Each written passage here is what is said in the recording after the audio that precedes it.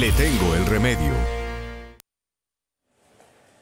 7:34 de la mañana, hoy en el Tengo el Remedio tenemos la visita de la Cruz Roja Colombiana de la mano de la doctora Angélica Castelblanco, coordinadora nacional de género y diversidad, para hablar de prevención de la violencia y de cómo esto impacta la salud mental. Bienvenida a este espacio, doctora. Muchísimas gracias, Lina, muchas gracias, Aníbal, por la invitación. Bueno, ayer vivimos una jornada, Aníbal, de pronto muy participativa por parte de toda la ciudadanía, también algo acalorada al final de la jornada, donde se presentaron algunas situaciones de orden público, pero tenemos a una cantidad de mujeres y personas que se movilizan en pro de la defensa de los derechos, por supuesto, de las mujeres, y ante las cifras de feminicidio y violencia de género que se registran, que son atroces en Bogotá, pues tenemos también unas guías desde la salud mental para entender qué es lo que le está pasando a nuestra ciudad, qué está pasando en nuestro país y cómo desde la salud mental podemos evitar que esos números sigan ascendiendo. Muchas gracias.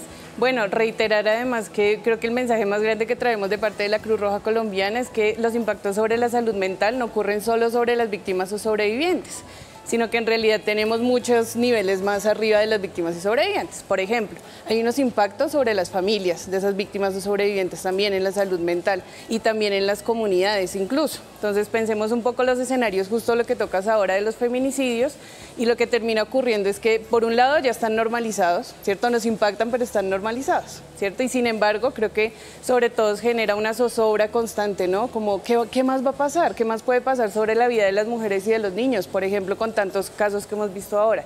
Entonces, algo que queremos resaltar especialmente es que los impactos no son solo sobre la persona, sino llegan incluso a niveles institucionales estos impactos. Bueno, doctora, yo le quiero preguntar, porque a mí sí me quedó la duda, estábamos hablando hace algunos segundos, digamos, de lo que venimos a hablar es prevenir la violencia para prevenir riesgo o problemas de salud mental. Pero, pues si se previene la violencia, ya ahí va por derecho que se previenen los problemas de salud mental, o la salud mental genera violencia, o la violencia al contrario, mejor dicho. A ver, desenrédenos ahí la pita, como diría el doctor. Justamente lo que queremos resaltar acá es que la violencia, efectivamente, como venía mencionando, genera unos impactos en la salud mental. Entonces, en la medida en que no tengamos casos de violencias basadas en género, pues se van a reducir esos impactos. Pensemos además en que esos impactos en la salud mental no son solo tipo la ansiedad, depresión y demás que pueda generar, incluso, como lo repetía, en las familias y en las comunidades. Ciertamente, si no hay, hablemos en general de todos los tipos de violencia. En realidad, si no existiera violencia, no estaríamos todo el tiempo alertas, atentos, ¿cierto? Como qué más va a pasar, cada noticia es peor. Entonces, claramente eso podría generar, y es en lo que estamos trabajando, que las comunidades en general puedan sentirse un poco más tranquilas, finalmente. Y también creo que algo muy importante que mencionas por ese lado es pensar que las violencias basadas en género no vienen solas, sino que se vienen a cruzar con otros tipos de violencia. Por ejemplo, con las violencias relacionadas con la pobreza o con la falta de acceso a la salud, a los recursos jurídicos y demás. Y eso empieza a cruzarse y empieza a incrementar las afectaciones sobre la salud mental en un nivel impresionante. Y algo en lo que hemos venido conversando también desde la Cruz Roja Colombiana, por ejemplo, es en los efectos que esto trae incluso sobre los funcionarios que atienden las violencias basadas en género, porque hay una sobredemanda impresionante, o sea, la sobrecarga laboral que ellos también manejan. Entendemos que las rutas no funcionan como esperaríamos, ¿cierto? Pero la sobrecarga que ellos tienen es inmensa también. Entonces pensemos en todo el día estar escuchando caso más caso, más caso, más caso. Entonces, incluso en las instituciones esto tiene unos efectos sobre la salud mental. Usted hablaba de las personas que acompañan a esas víctimas y que también terminan impactadas, pero no es sino prender el noticiero y escuchar tantos casos de feminicidio, tantos casos de violencia intrafamiliar. Está afectándose también la salud mental de la sociedad, pensando que en algún momento me puede pasar a mí y esto podría generar algún tipo de ansiedades. ¿Cómo actuar cuando estoy tan lejos de esa violencia, cuando la veo en otros?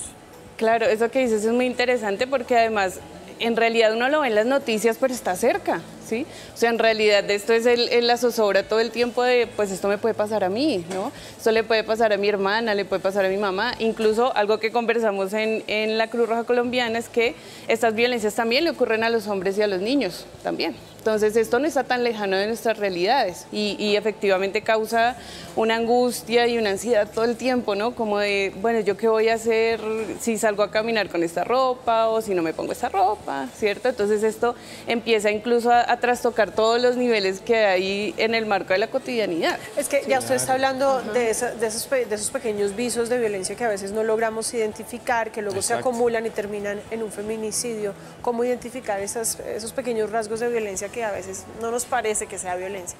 Muchas gracias. Sí, creo que algo importante es algo que llamamos la violencia simbólica, ¿cierto?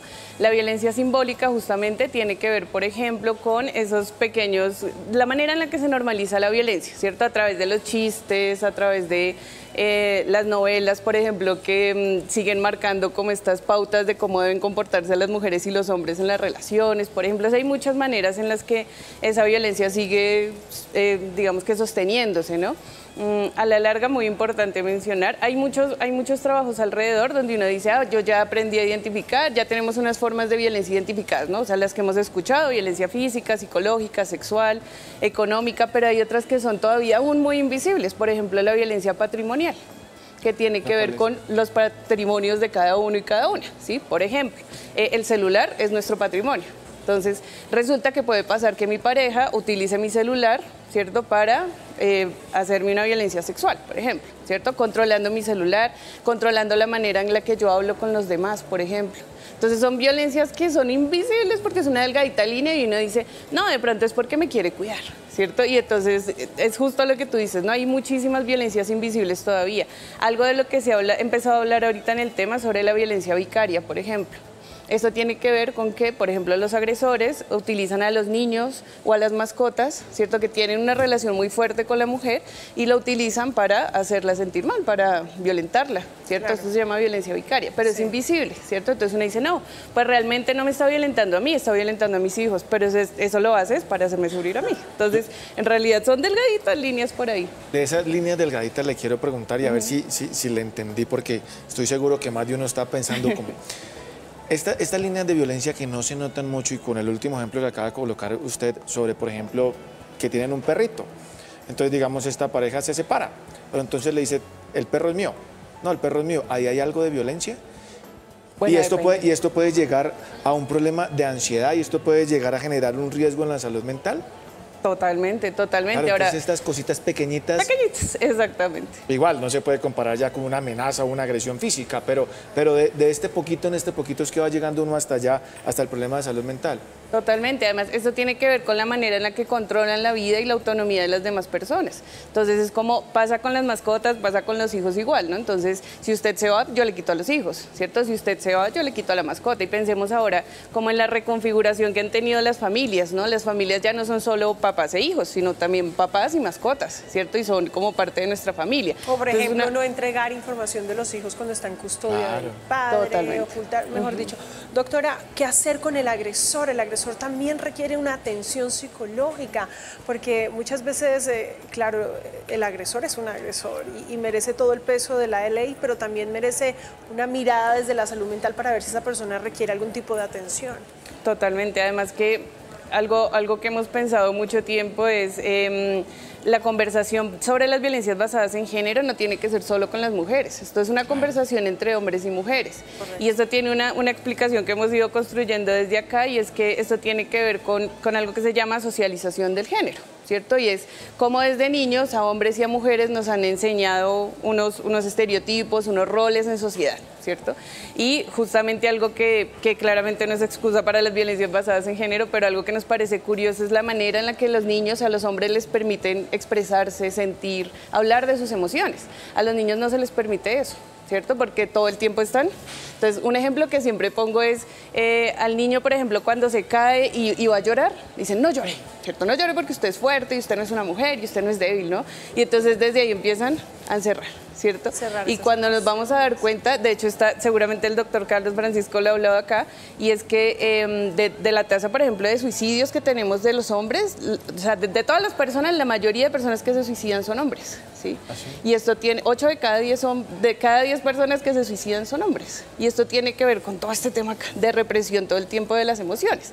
Por ejemplo, a las mujeres nos pasa, que siempre lo pongo en la mesa, y es, ¿qué pasa cuando nos perdemos un amor, perdemos un novio? Nosotras lloramos, hablamos con las amigas, ¿cierto? De pronto los hombres no han tenido esa posibilidad, ¿cierto? Los hombres buscan otros mecanismos, ¿cierto? Para hablar, expresar y demás. Entonces, esto a la larga tiene que ver también con la socialización del género, porque tiene que ver con lo que nos han permitido permitido a lo largo de la vida expresar, decir, ¿cierto? Claro, y ahora que lo pones tú sobre la mesa. Entonces ahí la conversación va con los hombres también, justamente para permitir espacios en donde ellos no tengan que llegar hasta por allá, ¿cierto? Sino, oiga, ¿en qué momento yo digo, siento mucha ira, ¿qué hago con esto que tengo adentro? Sí. Pero claro, no tenemos todavía los mecanismos para ello, porque como está mal visto que los hombres lloren, entonces estamos todavía como muy para casito. Doctora, y digamos en poblaciones, ahí estamos hablando de ejemplos como claros y violencia, pero digamos en poblaciones en donde no hay violencia marcada, puede ser otro país o aquí mismo, porque siempre salen noticias de malas noticias, por las buenas noticias en donde hay, eso casi no, digamos, casi no se registra. Pero también hay problemas de salud mental. ¿Hay qué? ¿O todo tiene que ver con la violencia? No, todo tiene que ver con la violencia. Lo que pasa es que justamente con lo que dices y yo les mencionaba ahorita, además de la violencia basada en género que se vive, hay 1000 situaciones más alrededor, como la pobreza, la falta de recursos, el hecho de que, oiga, yo como le digo, por ejemplo, a una mujer que acceda a una salud mental, ¿cierto? Cuando eso cuesta. ¿Sí? Cuando de pronto va a la EPS y no tiene acceso porque la cita se demora 1000 años. ¿Sí? Entonces, acceder a la salud mental implica pocotón de temas detrás, ¿cierto? Incluso los recursos económicos, incluso desestigmatizar también la salud mental, porque y darse todavía cuenta creemos... y reconocer que tiene problemas de salud mental. Y reconocer, exactamente, y reconocer que necesitamos apoyo y que necesitamos ayuda, pero todavía no es fácil, ¿no? Todavía está por ahí. Sigue siendo difícil para las mujeres caminar las calles de la ciudad. El caso de Yelena Steffi, hermana de la boxeadora olímpica, quien iba por las cruces en Bogotá y le arrebataron su vida. Y este caso, en definitiva, nos hace pensar a muchas que no hay necesidad de tener una relación con el abusador o con el victimario para poder ser víctimas de violencia de género. ¿Cómo o qué decirle a las niñas que quieren pasar por la misma calle, ¿cierto? Que quieren llegar a la misma hora y que quieren tener el derecho simplemente de ponerse la minifalda a las 11 de la noche y llegar a casa sin que nos tengan que matar? Gracias. Sí, creo que es una gran pregunta, además que justamente según las cifras de feminicidios que tenemos ahora a nivel nacional, el 40%, cerca del 40% son cometidos por personas cercanas, ¿cierto? Allegadas. Pero ¿qué pasa con el otro 60%? Y es justamente lo que tú mencionas y es, ocurren como el caso de Jenny, justamente personas desconocidas propiamente, solo llegar. Y acá lo primero hay que decirle es, las víctimas o sobrevivientes de violencias basadas en género no son culpables, no. Justamente, o sea, no son culpables de lo que sucedió, no es por el tema de cómo estabas vestida o en dónde estabas caminando, ¿cierto? Sino esto tiene que ver con algo que está pasando en la sociedad, que ha venido pasando toda la vida, ¿no? Pero algo que está pasando muy fuerte. Entonces, lo primero es decir, no es su culpa, ¿cierto? Muy importante también mencionar cuando logramos sobrevivir a esos casos, en los casos, por ejemplo, de violencia sexual, es urgente ir a la atención en salud. Es lo primero que debemos hacer y es nuestro derecho y es gratuito, ¿cierto? Y lo otro es especialmente importante buscar redes de apoyo, ¿sí? Llámese, si no es el psicólogo, llámese las amigas, por eso nosotras regularmente nos apoyamos muchísimo con nuestras otras compañeras, ¿no? Con la familia. Entonces buscar redes de apoyo, contar lo que nos está pasando, porque por muchísimos años nunca lo contamos, ¿no? Entonces a la larga es lamentable no poder decir como tranquilas, no pasa nada, ¿cierto? Porque sí pasa, ¿sí? Pero también es decir, no es nuestra culpa, no tendríamos por qué cambiar, ¿cierto? Nuestra forma de ser o de caminar o etc., sino hay algo que tenemos que seguir trabajando como sociedad alrededor para mejorar estos temas y que no sigan ocurriendo. Doctora, vamos finalizando ya, pero entonces algunas otras recomendaciones, porque nos acaba de dar unas, para las personas que de pronto sienten que están siendo vulneradas, no solamente en sus derechos, sino que están sintiendo algo de violencia, que por ahora de pronto no tienen problemas en salud mental, pero que van a terminar en esto. Sí, justamente porque eso por todo lo que estamos diciendo. Por todo, total. Imagínense que antes la teoría de las violencias basadas en género decía que eso era como un ciclo de la violencia, mencionaban, ¿no? Ahorita lo que nos hemos dado cuenta es que ya no hay un ciclo de la violencia, hay algo que se llama la escalada, ¿sí? Es decir, el agresor puede pasar de una violencia psicológica directamente a la violencia física, ¿sí? No es un ciclo como, no, escalan, ¿cierto? Van escalando hacia violencias más fuertes hasta llegar al feminicidio, por ejemplo. Y algo que yo quisiera mencionar, más allá de las víctimas o sobrevivientes, especialmente es para las redes de apoyo, ¿cierto? Para la sociedad en general, quienes estamos acompañando el proceso, y es, número uno, escuchar sin juzgar.